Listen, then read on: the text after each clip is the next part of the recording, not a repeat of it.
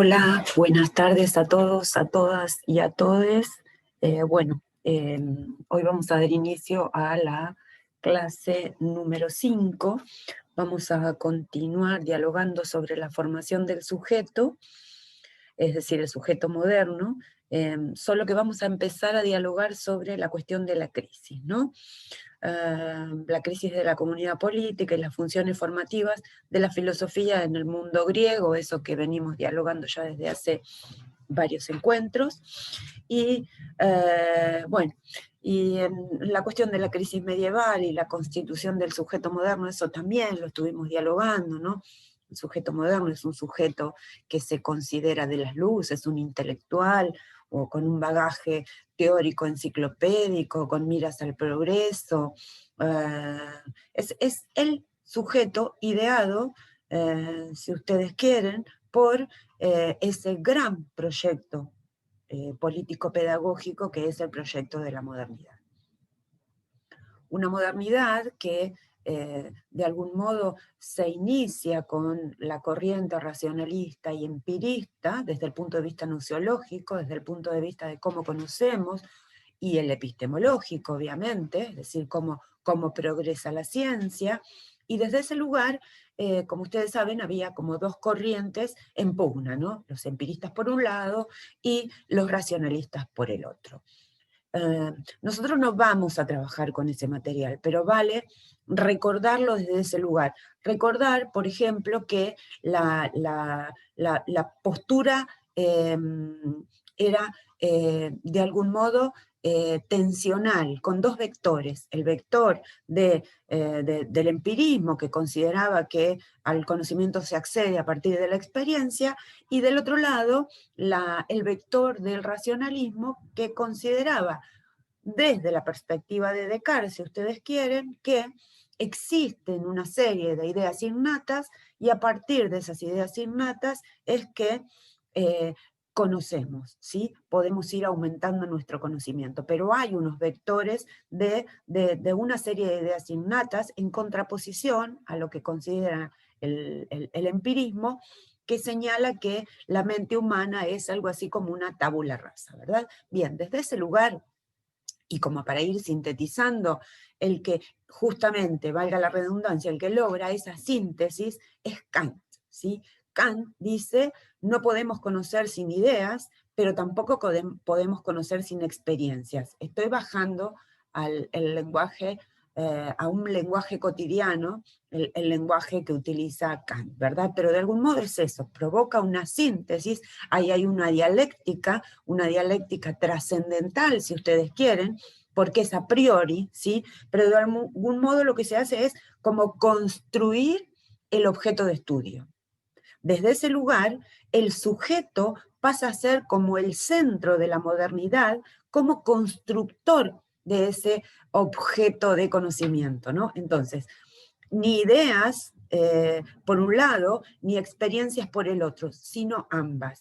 Y ese es el famoso giro copernicano de Kant, ¿verdad? Se pone a mirar de otro lado, mientras anteriormente miraban desde un lugar de mayor totalidad. Ese giro copernicano de Kant lo que hace es mirar el problema nociológico desde el punto de vista del sujeto que construye. Por eso Kant es el primer constructivista, si ustedes quieren, ¿verdad? La maravilla del pensamiento de Kant no hay que olvidarla, ¿no? Bien, entonces, veníamos dialogando en esta síntesis, pero anteriormente tuvimos la oportunidad de leer una de las meditaciones metafísicas de Descartes, ¿sí? Bueno, Descartes, ustedes saben, con ese genio, con esa genialidad que nunca quiso imponer, sino que de algún modo se fue imponiendo tras su huella, habló del famoso cogito ergo sum, ¿sí? Soy porque pienso, ¿sí? La única forma que tengo de saber que los sentidos no me engañan es que estoy pensando, porque quien está pensando que los sentidos me engañan, que puede existir un Dios engañador, eh, que me pueda estar haciendo equivocar, todas esas incertezas, si se quieren, eh, se pueden completar a partir de la única certeza de la duda hiperbólica de Descartes. Puedo dudar de todo, de que no tengo cuerpo, de que no existe la tierra, de que no existe el cielo, de que Dios no existe, de que no existe un genio engañador, o que sí existe. Puedo dudar de que 2 más 2 no sea 4, pero hay algo de lo que ya no puedo dudar. Y eso es que pienso, y si pienso, entonces existo. Bien, esta es más o menos la síntesis de esa meditación tan interesante en la que construye esa hipótesis del genio maligno, pero que sin embargo luego la derriba. ¿Por qué derribar esa hipótesis del genio maligno? Porque si existe un Dios bueno que todo lo puede y que todo lo sabe, no puede crear un genio maligno, ¿no? Bien, entonces, ergo, Descartes se lava las manos, si ustedes quieren, y dice no, Dios es una idea innata, Dios existe. El mundo es otra idea innata, el mundo existe. El sujeto, si ustedes quieren, o la subjetividad, es algo que al ser la inteligencia el bien mejor repartido del mundo, cada quien puede reconocer a partir de esas ideas innatas el resto de los saberes. Bien, síntesis entonces hasta ahí de lo que veníamos dialogando en la clase anterior, con Descartes y con Kant. En esta oportunidad, les voy a dejar en el texto de la clase algo así como un recorrido para pensar el sujeto, y no solamente para pensar el sujeto, sino cómo ese sujeto de algún modo está ligado al poder, y cómo el poder de algún modo es un tipo de sujeto. Y a partir de ahí poder pensar en un concepto o una definición o una perspectiva, mejor dicho, de qué cosa sería el sujeto pedagógico. ¿Sí? Entonces, la clase de hoy la vamos a terminar en la clase próxima, porque de algún modo, como ustedes saben, prefiero traerles, además de los clásicos, de los textos occidentales, de lo que nos ha constituido como seres inteligentes, colonizados, sí, está bien, pero es lo que tenemos, es lo que somos mentes colonizadas, ¿verdad? Y desde ahí entonces hacer un giro, si ustedes quieren, para poder pensar cómo sería un sujeto nuestro americano o una sujeta nuestro americana. Queda feo decir sujeta, pero bueno, el lenguaje género sensitivo es así. Bien, entonces, adelantando estos casilleros, si ustedes quieren, lo que les dejo entonces en la clase de hoy es esto que tiene que ver con plantearse o reflexionar en función de qué entendemos por sujeto, qué entiendo yo por sujeto. Esa posible definición que se puede encontrar es mi propia definición desde la perspectiva de algunos autores nuestroamericanos que me parece que vale la pena trabajar, pero eso no quita que no concilie la idea de sujeto occidental, porque de algún modo, insisto en esto, esa es la idea que nos atraviesa, es la idea que nos constituye como seres pensantes de algún modo, ¿verdad? Como seres pensantes desde el punto de vista eurocéntrico, pero seres pensantes al fin. Desde ese lugar, entonces, vamos a tratar de plantearnos un concepto de sujeto, y a partir de ese concepto de sujeto, de un sujeto pedagógico. Eso lo van a tener en la clase, y la vamos a cerrar, como les decía antes, en el cierre de la unidad temática 2 que vamos a hacer en la próxima clase, ¿sí? Entonces, mientras leemos a esos autores clásicos,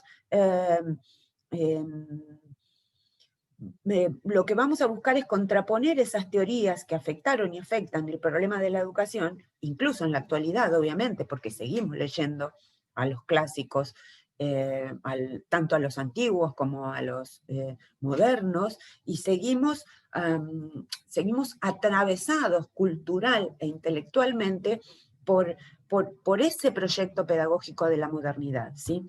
Ahora, el punto es, ¿dónde está el quiebre? Hay un quiebre del sujeto.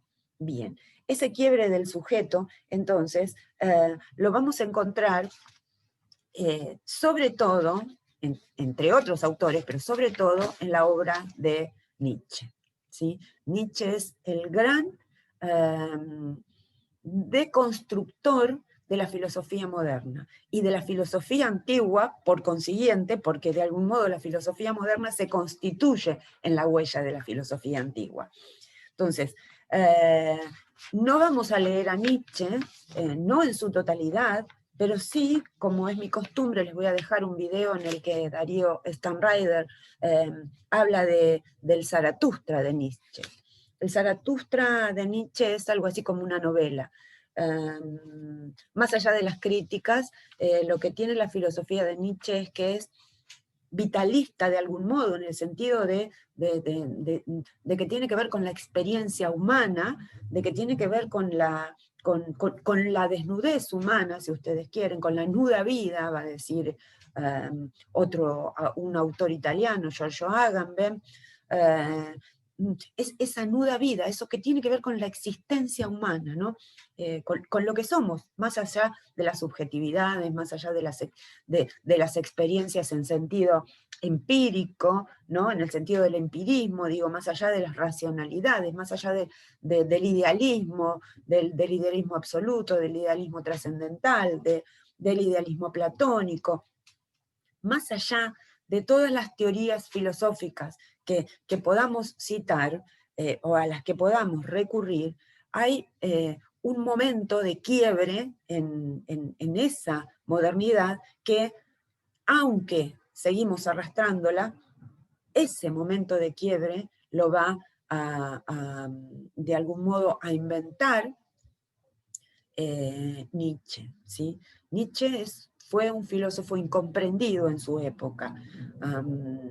Digo, leer a Nietzsche es una tarea difícil porque la mayoría de sus textos son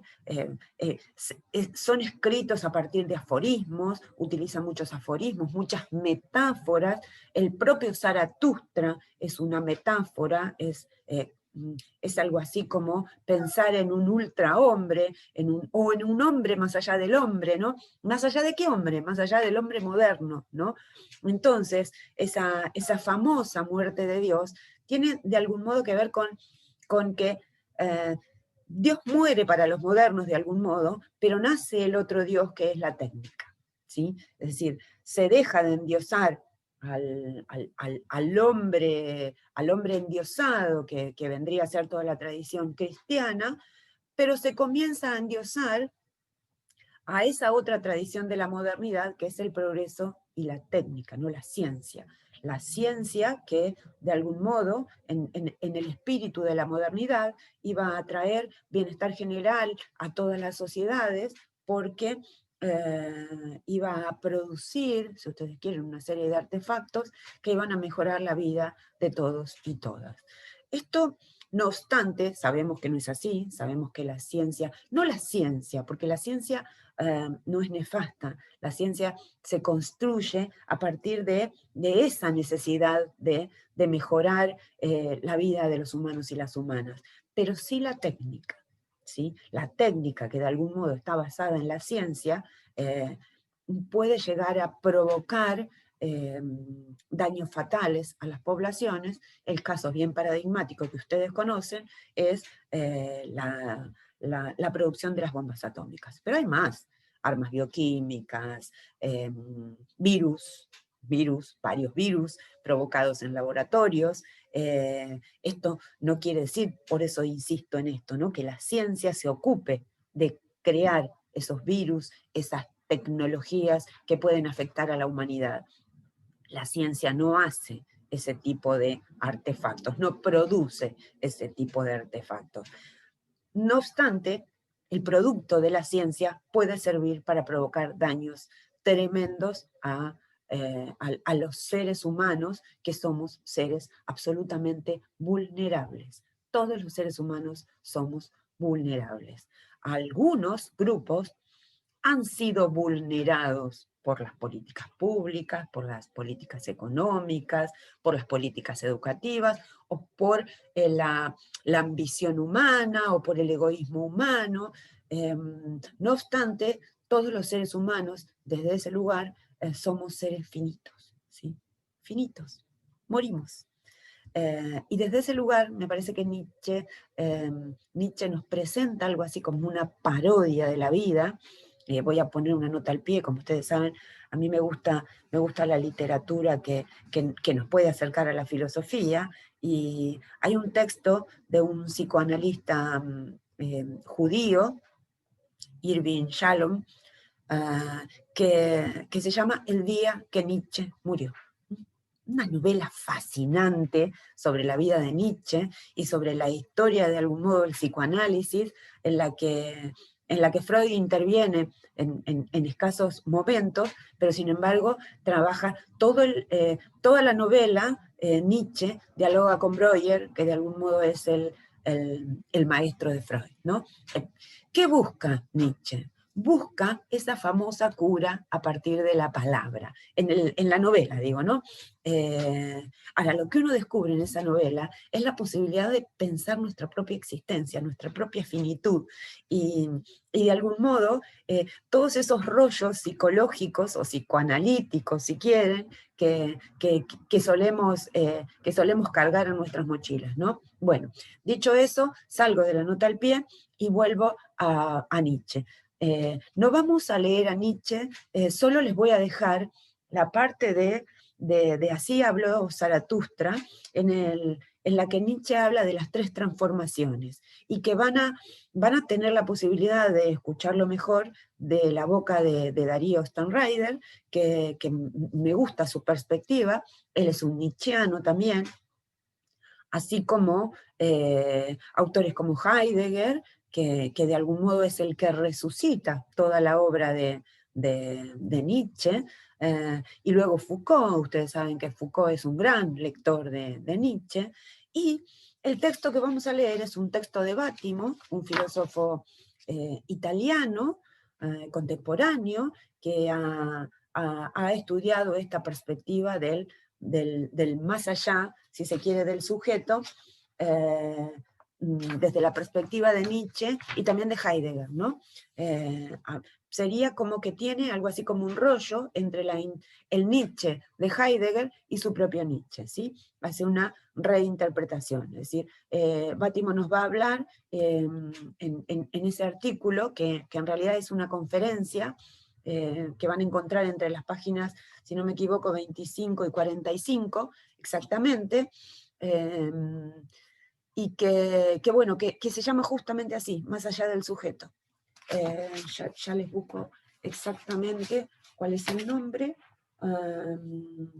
aunque esta compilación de conferencias no las van a leer, pero yo, como lo tengo digitalizado de esa manera, les voy a mandar el texto completo, aunque lo que van a leer es solamente ese Más allá del sujeto, ¿no? En el que Bátimo les va a hablar de su Nietzsche, de la interpretación de Nietzsche. Hay una serie de términos en alemán, que bueno, lo que mayormente hablan de esta para evitar una traducción inexacta de los términos que utiliza Nietzsche. Estos filósofos más estudiosos, más sesudos, por llamarle de algún modo, utilizan la lengua del propio autor. Porque nosotros podemos haber escuchado que Nietzsche habló del superhombre, del ultrahombre, no sé, un superhombre como si fuera Superman, o un héroe, y en realidad este ultrahombre, si ustedes quieren, es ese sujeto desbordado, desfondado, ¿no? Que ha transitado por ese proyecto político-pedagógico de la modernidad, pero que sin embargo ha quedado con unas con unas cargas intelectuales, existenciales, que ya no logra llevar y que entonces necesita derribar, necesita deconstruir, porque esa sería la palabra adecuada para leer a Nietzsche, ¿sí? Entonces, les decía, Bátimo utiliza mucho el lenguaje alemán porque no quiere transgredir las palabras de Nietzsche o de Heidegger cuando dialoga con Heidegger. Pero sin embargo, ustedes pueden utilizar cualquier traductor para traducir esas palabras que no están traducidas ni al italiano ni al castellano, sino que vienen directamente en idioma alemán. Bien, entonces, vamos a leer el texto de la clase y esta conferencia de Bátimo que se llama Más allá del sujeto, ¿sí? Eso para tratar de comprender algo sobre Nietzsche. Si alguien está interesado o interesada en la lectura de Nietzsche, yo siempre sugiero comenzar por El origen de la tragedia. En El origen de la tragedia me parece que encontramos ahí esa contraposición entre lo apolíneo y lo dionisíaco, que es maravilloso, ¿no? Cómo lo trabaja, cómo trabaja toda la antigüedad en términos de su crítica o su deconstrucción, si ustedes quieren, de la antigüedad. Bueno, a los martillazos con Sócrates, con Platón, con Eurípides, es decir, con toda la tradición clásica, ¿no? que nos ha llegado, o que le ha llegado a Nietzsche a partir de su propia formación académica. Les decía, Nietzsche es un incomprendido, porque su lenguaje es metafórico, pero no puede decir, no encuentra palabras para decir lo que tiene que decir. Esa es la gran ruptura, esa es la filosofía a martillazos que provoca la obra de Nietzsche.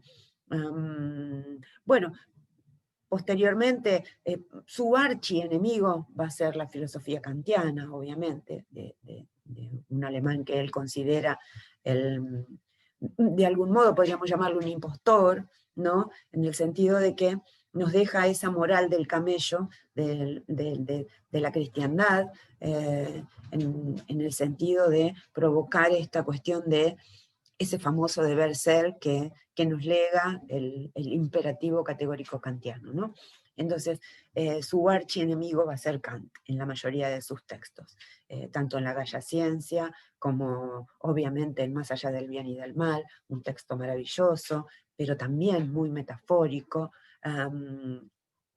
Y el Zaratustra uno lo puede leer como una novela, pero tiene un trasfondo filosófico muy interesante, ¿sí?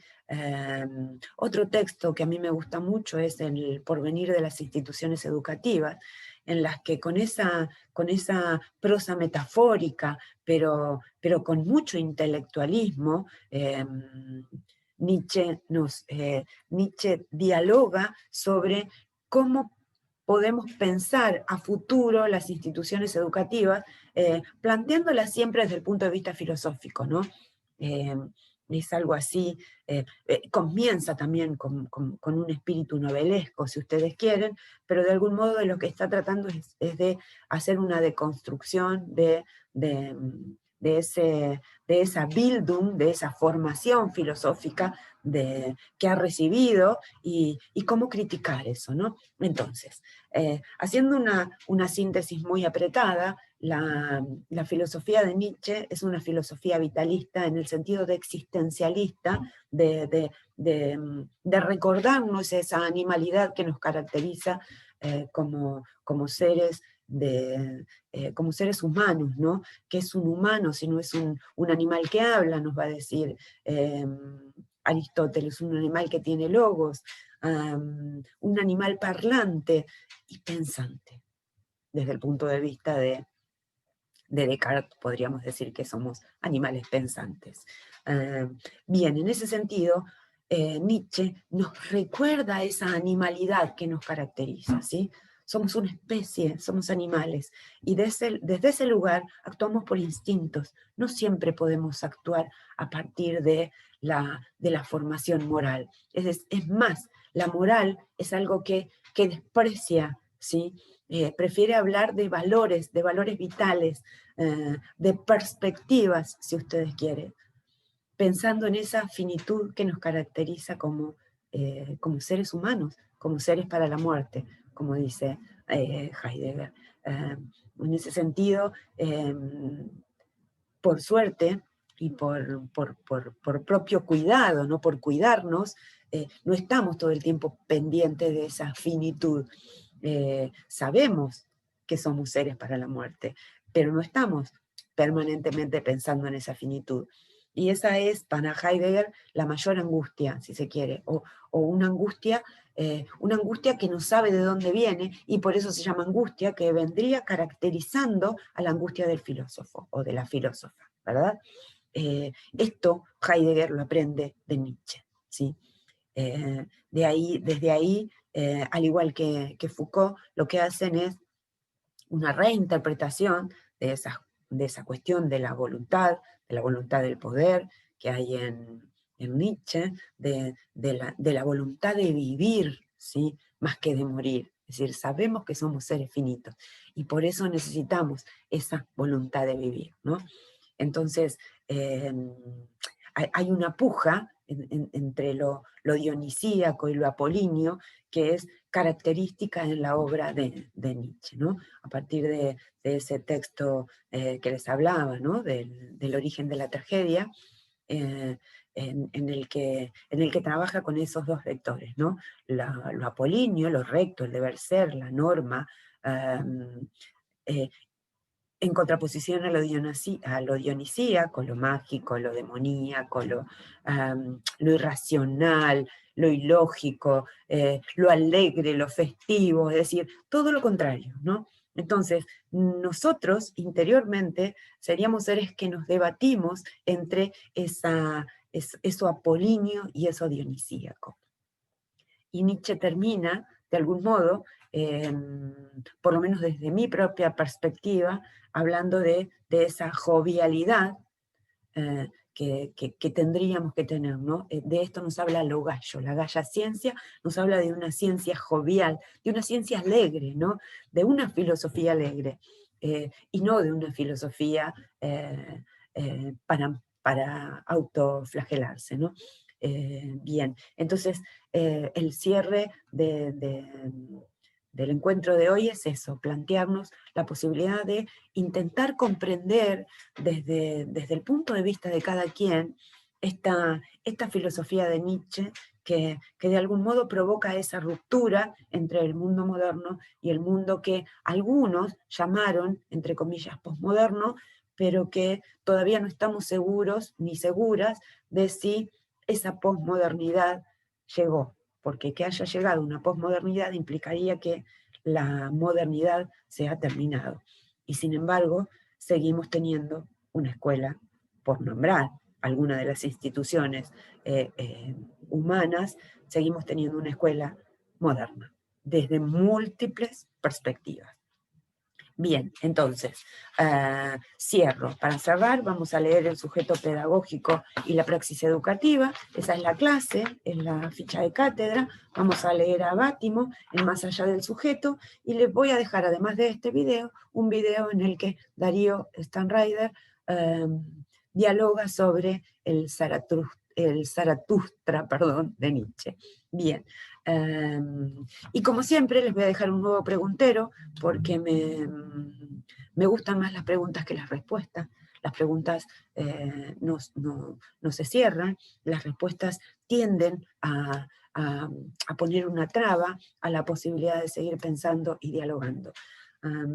Creo que trabajar a partir de preguntas nos hacen volar esa mariposa pensante de la que hablaba María Zambrano, una filósofa española, y a la que le tomé ese término que me encanta, de la mariposa pensante, o del aguijón, como decía el Sócrates platónico, ¿no? Como habla en pregunta y repregunta, esa mayéutica socrática que conocemos desde la perspectiva de Platón, obviamente.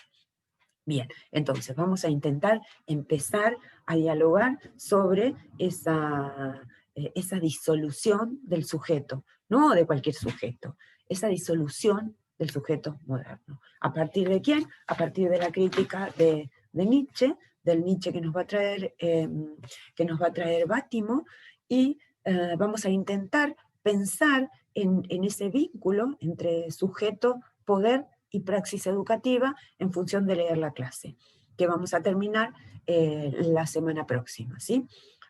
Bien, nos vemos la semana que viene, espero que disfruten la lectura, tampoco tienen mucha lectura, pero sepan que ese capítulo 1 de la obra de Bátimo es un texto complejo, pero que es necesario que puedan intentar interpretar desde estas múltiples estrategias o guías de lectura que les vengo dejando en formato de videos y en la clase efectivamente no, porque no recuerdo, creo que no hablo demasiado de Nietzsche, aunque en algunas otras clases podemos llegar a dialogar sobre él. ¿Sí? El Nietzsche que me inventé, si ustedes quieren, es el Nietzsche de Heidegger y el Nietzsche de Foucault, pero que de algún modo provocó mi inquietud o motivó mi necesidad de ir a leer a Nietzsche directamente, ¿no? Desde ese lugar están invitados a la lectura del origen de la tragedia, si ustedes quieren, o también de Así habló Zaratustra. ¿Sí? Bien. Nos encontramos la semana que viene. Buena jornada, buena lectura y mucho disfrute, ¿sí? Mucha jovialidad. Nos vemos.